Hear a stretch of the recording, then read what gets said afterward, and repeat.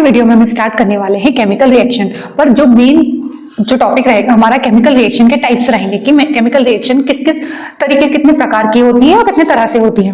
तो chemical reaction क्या होता है? केमिकल रिएक्शन का जो मतलब है वो ये है कि दो सब्सटेंस या दो एलिमेंट को मिलकर जो हमको प्रोडक्ट हमको मिलेगा या नया सब्सटेंस, एक या दो हमको सब्सटेंस देखने को मिलेंगे, तो वो होता है केमिकल रिएक्शन। कोई भी दो केमिकल या एलिमेंट को जब हम रिएक्ट करवाते हैं तो वो क्या होता है? Chemical reaction. ये नया पदार्थ हमको देखने को मिलेगा।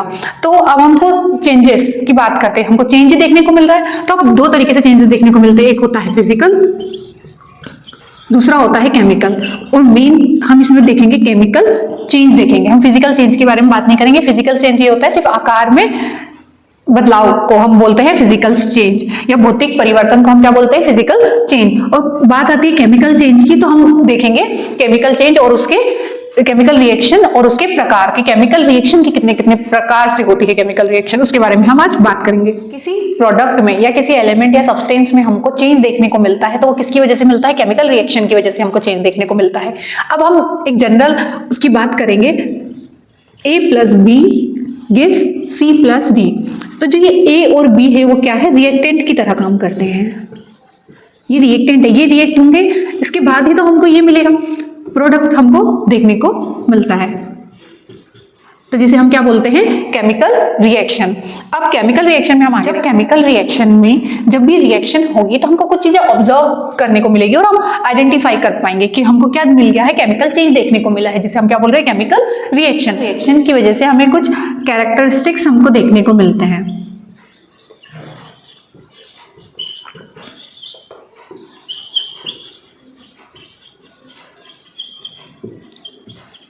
और वो कौन कौन से होते हैं? जैसे चेंज इन टेम्परेचर,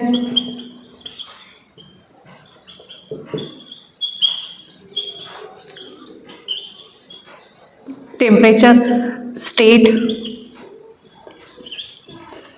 हम स्टेट भी उसकी बदली हुई देखेंगे, और तो और टेम्परेचर में चेंज आएगा, और तो और आगे चल के हमको देखेंगे कि उसमें कलर का भी चेंज हमको देखने को मिलता है। तो ये सब चीजें क्या, ये कैरेक्टरिस्टिक्स शो करती हैं। अब हम देखेंगे कि टाइप्स क्या क्या होते हैं इसके, देखते हैं कि कितने प्रकार से केमिकल रिएक्शन होती है। तो एक होगी हमारी कॉम्बिनेशन रिएक्शन,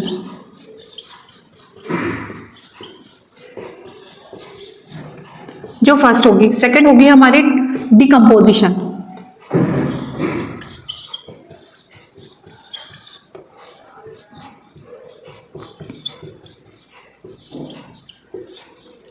थर्ड जो होगी हमारी डिस्प्लेसमेंट,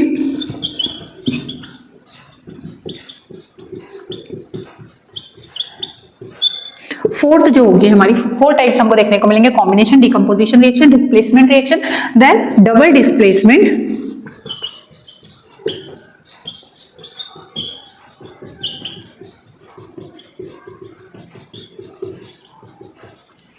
रिएक्शन।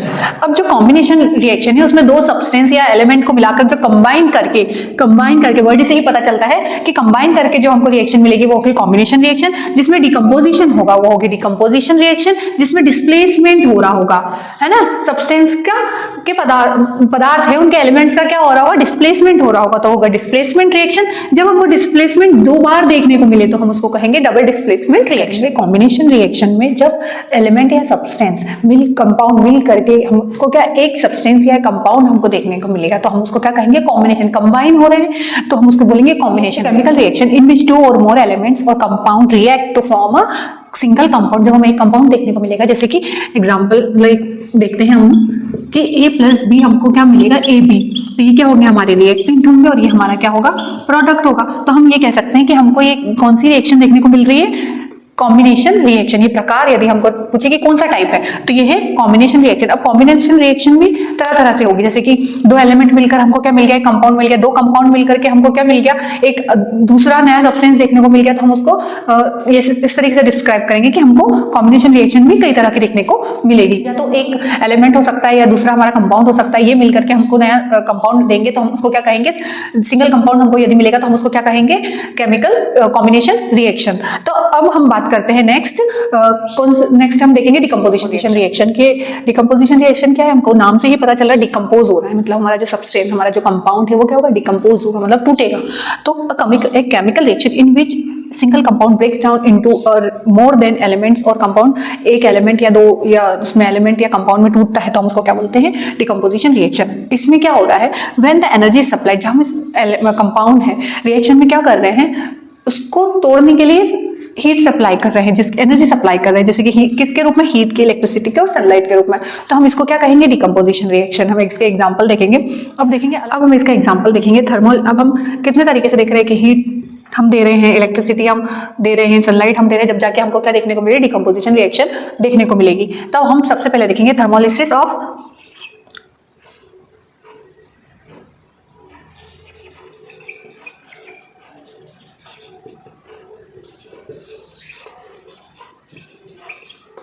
Iron sulphate.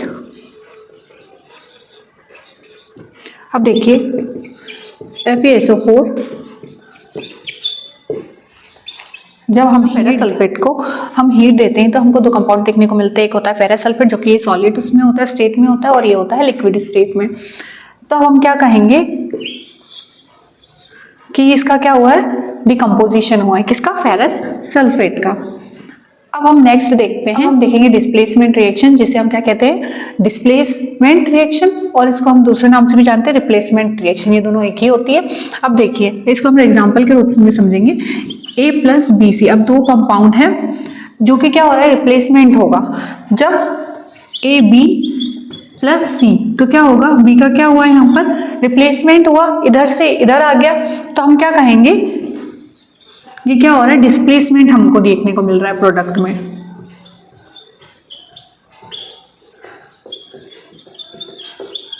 तो हम इसको क्या कहेंगे, डिस्प्लेसमेंट रिएक्शन। और ऐसा क्यों हो रहा है कि हमारा जो रिएक्टेंट है वो रिप्लेस में, हमको प्रोडक्ट में रिप्लेसमेंट देखने को मिल रहा है, क्योंकि ए हमारा ज्यादा रिएक्टिव है सी से, इसलिए जो बी होगा वो किसके साथ बॉन्डिंग कर लेगा, ए के साथ, जो हमको फिर देखने को मिलेगा, कौन सा रिएक्शन देखने को मिलेगा, यहाँ पर डिस्प्लेसमेंट रिएक्शन देखने को मिलेगा। रिएक्शन में टाइप्स ऑफ डिस्प्लेसमेंट रिएक्शन, इसमें जो टाइप्स होती है वो होती है metal metal,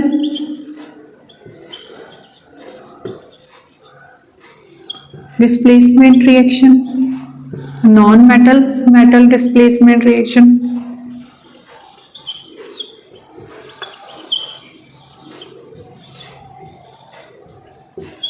then non-metal displacement reaction।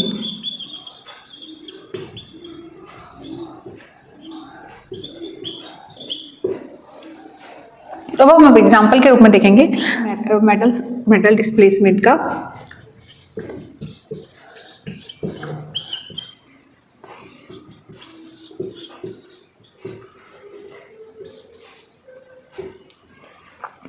जो फेरस है वो ज्यादा रिएक्टिव है कॉपर से, तो क्या होगा, जो हमको प्रोडक्ट देखने को मिलेगा फेरस सल्फेट और कॉपर एज इट इज, तो हमको ये रिएक्शन मेटल मेटल डिस्प्लेसमेंट में देखने को मिलती है। डबल डिस्प्लेसमेंट रिएक्शन की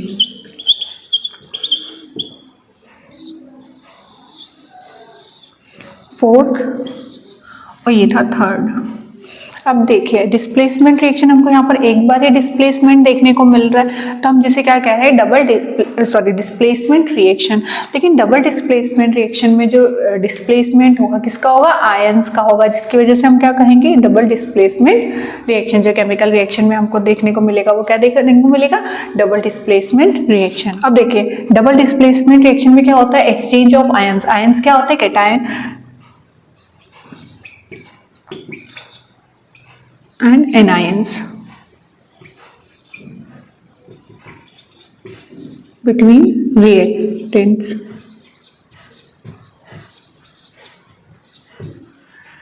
अब यदि हम इसका एग्जांपल देखें तो एग्जांपल की बात करते हैं। देखिए HCl प्लस सोडियम हाइड्रोक्साइड,